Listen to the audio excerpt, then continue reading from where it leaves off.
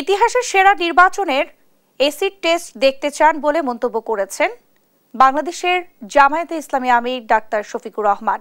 জনগণের ভোগান্তি বিবেচনায় দ্রুত স্থানীয় সরকার নির্বাচন দিতে সরকারের প্রতি আহ্বান জানান তিনি। শুক্রবার ময়মনসিংহে জামায়াতের কর্মী সম্মেলনে তিনি এই কথা বলেন। সহকর্মী ইলিয়াস আহমেদের প্রতিবেদন জানাচ্ছেন টুম্পা আফরোজ। ময়মনসিংহ নগরীর সার্কিট হাউস মাঠে শুক্রবার সকালে জেলা ও মহানগর জামায়াতে ইসলামীর কর্মী সম্মেলনে প্রধান অতিথি হিসেবে উপস্থিত ছিলেন বাংলাদেশ জামায়াতে ইসলামী আমির ডাক্তার শফিকুর রহমান। এ সময় বর্তমান নির্বাচন কমিশনের কাছে ইতিহাসের সবচেয়ে ভালো নির্বাচনের এসিড টেস্ট দেখতে চান বলে মন্তব্য করেন তিনি। স্থানীয় জনপ্রতিনিধি না থাকায় জনগণ ভোগান্তির মধ্যে পড়েছে জানিয়ে দ্রুত স্থানীয় সরকার নির্বাচন দিতে সরকারের প্রতি আহ্বান জানান জামাতে আমির। কালো টাকা এবং পেশি শক্তি থেকে বের হয়ে আসার জন্য সমস্ত মানুষের ভোট এবং সঠিক প্রতিনিধিত্ব সংসদে নিশ্চিত করার জন্য পিআর সিস্টেমের ভোট নিশ্চিত করতে হবে।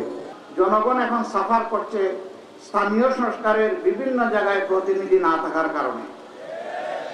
স্থানীয় সরকার নির্বাচনটা দিন, আমরা দেখি আপনাদের সদিচ্ছা এবং সক্ষমতা কতটুকু। পরে নারী বিষয়ক সংস্থার কমিশনের রিপোর্ট নিয়ে তিনি বলেন, এতে কোরআন ও সুন্নাহ পরিপন্থী কিছু অংশ রয়েছে এবং এটি সুপারিশ যারা করেছে তারা এদেশের 9.5 কোটি মায়ের প্রতিনিধিত্ব করেন না। প্রতিবেদনটি সমাজকে বিপথে নেবে জানিয়ে প্রধান উপদেষ্টাকে দ্রুত এটি বাতিলের আহ্বান জানান তিনি। নারী অধিকার সংস্কারের নামে সম্প্রতি একটি রিপোর্ট জমা হয়েছে। সেই রিপোর্টের বেশ কিছু জায়গায় কোরআন এবং সুন্নাহর সম্পূর্ণ খেলাফ কিছু সুপারিশমালা পেশ করা হয়েছে। আমাদের প্রথম কথা হচ্ছে যে এই কয়েকজন এই সুপারিশ পেশ করেছেন তারা এই দেশে 9.5 কোটি মায়ের প্রতিনিধিত্ব করেন না। এছাড়া দ্রব্যমূল্যের আবারও ঊর্ধ্বগতির বিষয়ে সরকারকে সেদিকে নজর দিতে অনুরোধ করেন তিনি। সেই সঙ্গে জুলাইয়ে যারা গণহত্যা চালিয়েছে তাদের আইনের আওতায় এনে দ্রুত বিচার নিশ্চিতের দাবি জানান জামায়াতে আমির। দ্রব্যমূল্য রমজানে কিছু সহনীয় ছিল, মানুষ কিছুটা আশ্বস্ত হয়েছিল, ধীরে ধীরে এখন আবার উত্তপ্ত হচ্ছে। আমরা সরকারকে বলবো সেই দিকে নজর দেন।